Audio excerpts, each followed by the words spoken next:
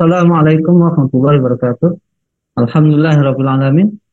Wa bihi nasta'inu ala umuri dunya waddin. Assalatu wassalamu ala asyrafil anbiya'i wal mursalin Sayyidina Muhammadin wa ala alihi wa sahbihi ajmain. Amma ba'du. Para pemirsa Khilafah News yang dirahmati oleh Allah Subhanahu wa taala, jumpa lagi dengan saya Nanang Setiawan di program kesayangan kita yakni Kabar Petang.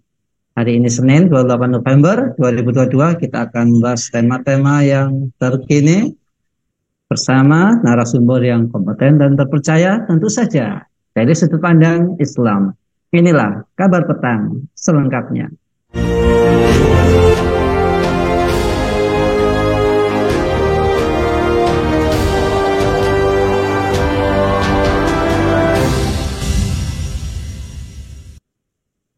Pemirsa, Presiden Joko Widodo menyinggung ciri-ciri pemimpin yang benar-benar memikirkan masyarakat.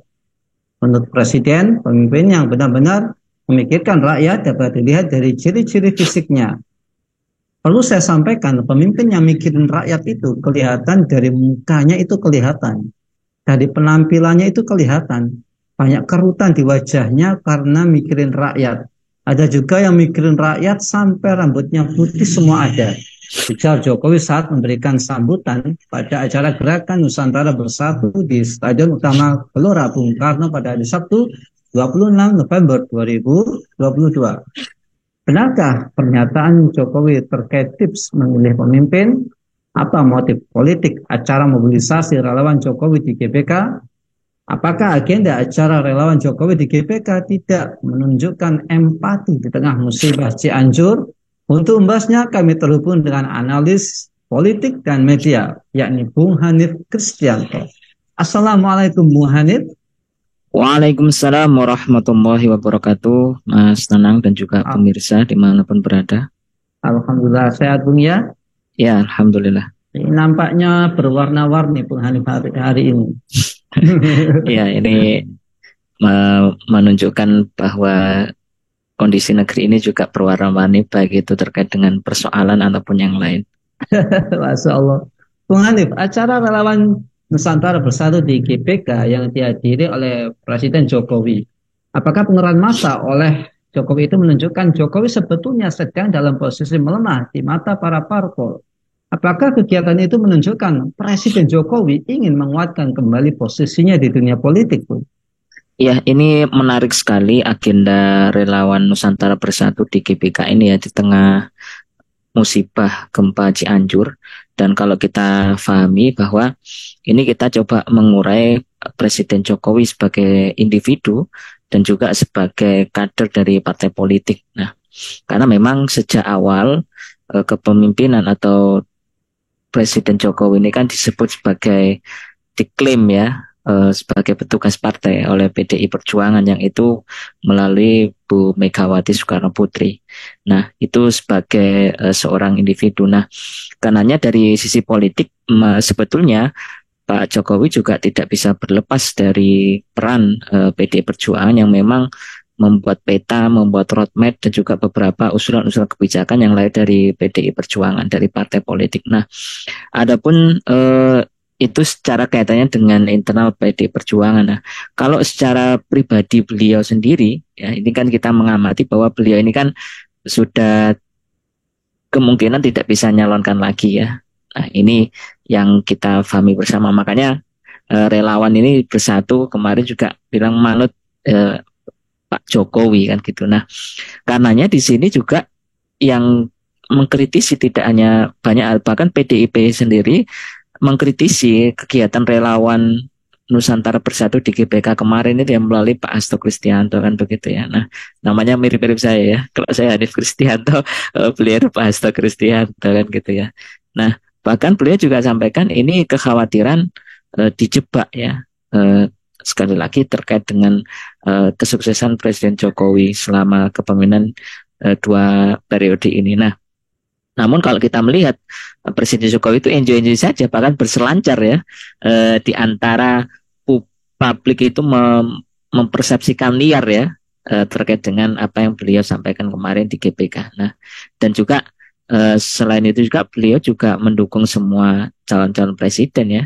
seperti Prabowo ya maupun dan juga kita ketahui Pak Anies kan juga dulu adalah tim suksesnya Presiden Jokowi di awal beliau pencapresan ya ketika Pak Jokowi maju dengan Pak Yusuf kalah. Nah, dan artinya ini sekali lagi kalau kita bicara posisi di dunia politik ya, kalau hanya Presiden Jokowi sendiri ini tidak kuat. Nah, beliau itu akan kuat kalau ditopang oleh partai. Nah, relawan itu seberapa sih kekuatannya? Atau kita juga pernah berhitung, saya sendiri juga pernah mengamati terkait dengan kegiatan relawan itu juga ada masanya, bahkan ada yang keluar dari barisan relawan. Seperti itu, Mas Nanang. Iya, Bung Hanif, ada sebuah fakta menggelitik ini ya. Dalam acara relawan tersebut di GPK,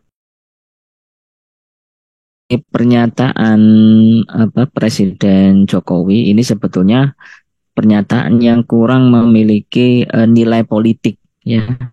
Bahkan mungkin publik pun juga bisa saja mencibir kan begitu ya. Nah, seolah ini mengendorse ya salah satu presiden ya. Kemarin kalau berambut itu Pak Ganjar, lalu Pak Ganjar muncul di media sosial itu dengan rambut warna hitam kan gitu. Nah, ini juga sebuah kontradiksi. Nah, karenanya pernyataan-pernyataan tersebut sendiri juga sangat bertolak belakang kadang-kadang ya. Oh, kalau selama ini dulu kalau saya amati sejak kepemimpinan Presiden SBY kan dulu kan gagah, ganteng ya presiden yang baik gitu ya, mungkin begitu ya. Atau ini Presiden Jokowi misalnya presiden pemilihan sukses itu blusukan. Nah, karena memang kalau mengumpulkan relawan sebesar itu sebetulnya bukan kebiasaan Pak Jokowi kan gitu ya. Di awal-awal waktu itu mencalonkan Pilgub Jakarta ya. Bahkan yang terkenal kan belusuannya ya, bukan mengumpulkan masif dan sebagainya. Dan itu yang sampai sekarang itu kan dikenang ya, belusukannya dan merakyat. Nah, dibandingkan ya menghamburkan uang sampai habis miliaran ya acara pagelaran itu bahkan sampahnya juga sampai 31 ton ya menumpuk kan itu, bahkan juga ada yang kecewa katanya ada selawatan akbar atau istighosah doa bersama ya, macam-macam di balik itu ya. Tapi yang dikenal oleh publik sampai sekarang Pak Jokowi itu adalah belusukannya kan gitu ya. Nah, ini karakter yang mungkin agak berbeda. Nah, karenanya kalau sekedar wajah berkerut, rambut putih, nah ini juga mengonfirmasi. Nah, sebenarnya beliau ini memainkan sebuah manuver komunikasi politik kan gitu ya. Dan ingin aman ya, cari posisi aman ya, mendukung siapa saja yang nanti akan maju sebagai capres kan gitu ya. Nanti bisa jadi ciri-ciri yang lain ya di satu forum ya. Ketika saya akan mengamati juga beliau ketika pidato ketika di partai ya, partai ulang tahun Partai Perindo, kemudian misalnya hati-hati oleh presiden ya sebagai. Jadi bahasa-bahasa komunikasi politik yang beliau sampaikan itu bahasa-bahasanya sebetulnya bahasa yang ya dari sisi kekuatan politik itu ya sangat minim ya kalau kita bicara sebagai politisi dan negarawan. Nah, dan juga sekali lagi hal tersebut juga ini ya selama ini kan kita mengamati ada penolakan 3 periode. Nah, ini kan makanya ketika banyak orang itu menolak 3 periode, beliau itu memberikan kode-kode ya, yang nanti ini menjadi sinyal ya, bahwa siapapun yang akan maju sebagai capres dan rakyat pun juga diberikan pesan seperti ini. Nah, ini kalau saya amati beliau terlalu masuk jauh ya ke dalam Pilpres 2024 dan kita menginginkan Pak Jokowi kembali lagi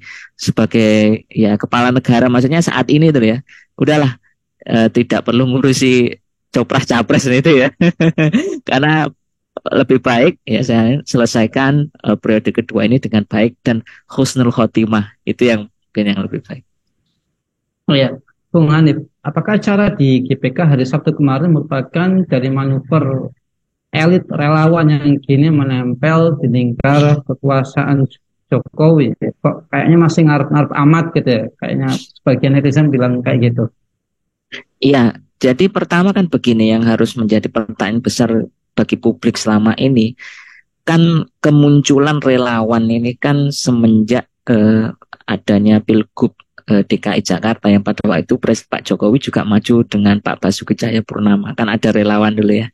Jadi saya mengamati sejak beliau mencalonkan jadi gubernur Jakarta. Nah, kemudian muncul banyak relawan ya, macam-macam namanya, bahkan juga saya amati juga Pak Andika juga punya relawan ya, dan karena kebetulan saya kenal dekat dengan ketua relawan Pak Andika Perkasa tadi ya, yang sekarang masih menjabat sebagai Jenderal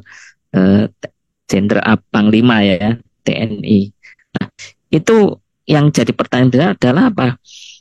Apa sih kinerja relawan, itu yang pertama. Dan yang kedua, siapa di balik relawan itu? Ya. Dan yang ketiga, siapa yang memberikan pendanaan kepada relawan? Coba pemirsa dan kita semua membayangkan, apakah mudah mengundang orang, ya, apalagi masyarakat itu kan sebenarnya apolitik ya, nggak begitu ngurusin politik dan sebetulnya ya. Tapi ini diundang di GBK dengan forum relawan Nusantara Bersatu anut sendi kodao kepada apa yang disampaikan Pak Jokowi. Mudah nggak kira-kira menghadirkan orang-orang itu? Kalau nggak dorongannya adalah dorongan materi, misalnya mendapatkan uang saku ya, makan, atau di sana nanti acara-acara misalnya mungkin istighosa itu yang mendekatkan kepada kelompok-kelompok Islam misalnya. Nah, ini. Nah, kemudian yang keempat, nah ketika melakukan pergerakan ini, seperti apa pergerakan relawan selama ini? Kan mereka ini muncul ketika, kalau saya amati di awal pemilu ya, atau pencapresan, itu muncul relawan banyak. Lalu setelah itu usai, sudah mereka kadang ada yang mengkritik, ada yang keluar dari barisan itu.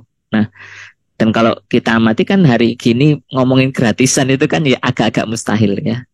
Nah, karenanya jangan-jangan relawan ini nanti akan berubah menjadi apa? Rela melawan. Nah, ini yang bisa jadi bumerang di dalam politik. Seperti itu, Mas Nanang. Iya. Kemudian terakhir, maaf, selanjutnya Bung. Apakah kinerja Jokowi selama ini berpihak pada rakyat dan merupakan sosok yang berani menyuarakan harapan dan aspirasi rakyat di ruang publik, serta membantu memperjuangkan nasib rakyat? Apakah Jokowi melakukan kampanye di tengah rakyat? Ya, jadi apakah memang terindikasi Jokowi melakukan kampanye di tengah rakyat yang sedang terkena bencana, Bung? Iya, kita kan harus menilai plus minus ya. Setiap kepemimpinan itu ada baik dan buruknya ya. Ya, ada untung dan ruginya. Dan memang ada ya keberbedaan kepemimpinan Presiden Jokowi itu pada rakyat itu juga ada. Tapi juga ada yang tidak berpihak kepada rakyat. Kan kita juga sering ya terkait dengan misalnya pencabutan subsidi ya. Kemudian menaikkan pajak dan gitu, itu juga tidak pro rakyat itu ya. Ya kan, siapa yang ingin nambah beban lagi kan begitu ya pengeluarannya. Nah, terkait dengan apalagi juga kita sempat diterpa oleh pandemi COVID-19 kan begitu ya. Presiden juga tidak mau lockdown ya. Ya, dan kecuali beliau juga itu mau menanggung hajat hidup semuanya ya. Jadi rakyat disuruh diam diri misalnya, ya udah semua sandang pangan papan kita cukupi. Nah, itu pilihan opsi yang lain. Nah, sekali lagi. Nah, karenanya nasib rakyat memperjuangkan ini kan juga harus diberikan, tidak sekedar klaim ya, karena selama ini yang terjadi kan perang klaim ya. Bahkan sekarang juga muncul banner-banner ya, misalnya terima kasih Pak Jokowi ya, BLT dari subsidi BBM tersalurkan secara tepat dan sebagainya.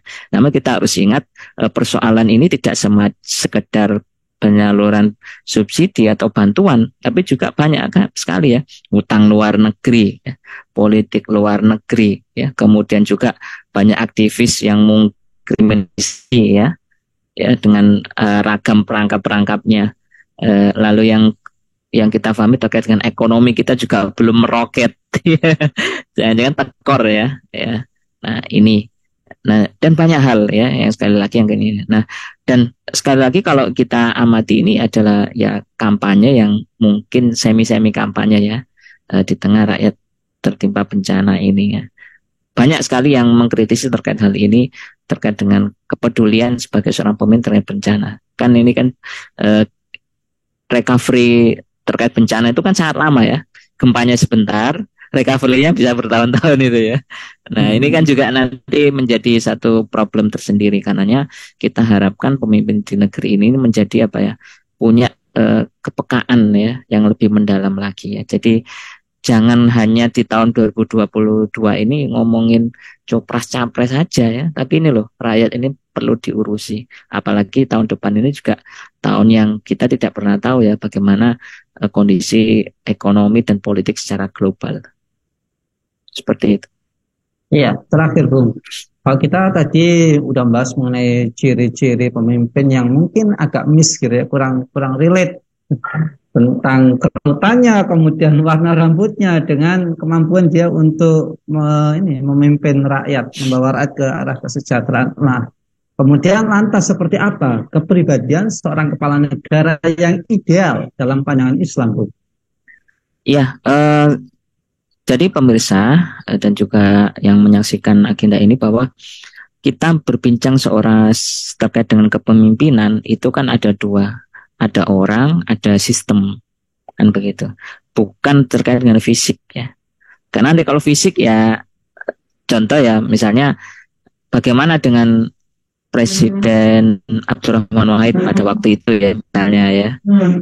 Contoh satu sisi, di sisi lain juga banyak sekali ya, terkait dengan perempuan atau yang lain. Nah, jadi kita fokus pada menilai kepemimpinan, memikirkan rakyat itu dari ciri-ciri fisik ya. Nah, itu sangat apa rendah ya nilainya kalau kita amati dari si politik ya. Karena bukan itu. Nah, kalau kita hanya nilai fisik ya saja, nah tentu juga semua yang berambut putih juga itu adalah pemimpin. Mungkin kepala rumah tangga yang sudah berambut putih berarti nenek kakek-kakek itu ya. Nah, itu kakek-kakek yang baik ya. Nah, itu. Jadi sekali lagi, nah karenanya saya ingin menyampaikan dalam Islam ada seorang kepala negara yang ideal itu yang pertama bahwa ya ini dia kalau dalam syarat kepemimpinan sebagai khalifah itu kan adalah laki-laki. Nah, itu yang pertama. Kemudian yang kedua adalah muslim dan juga bertakwa. Ya. Yang ketiga itu kafaah, mampu ya. Jadi ini bukan kok membanding-banding ke ya.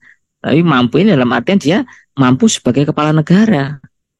Ya. Bukan yang dulunya mungkin misalnya artis, lalu kan jadi kepala negara. Lah ini sebuah proses yang ketidaksambungan kan gitu ya dalam dua dunia yang berbeda. Kecuali memang mampu mengurusi urusan rakyat. Nah ini kayaknya urusan rakyat.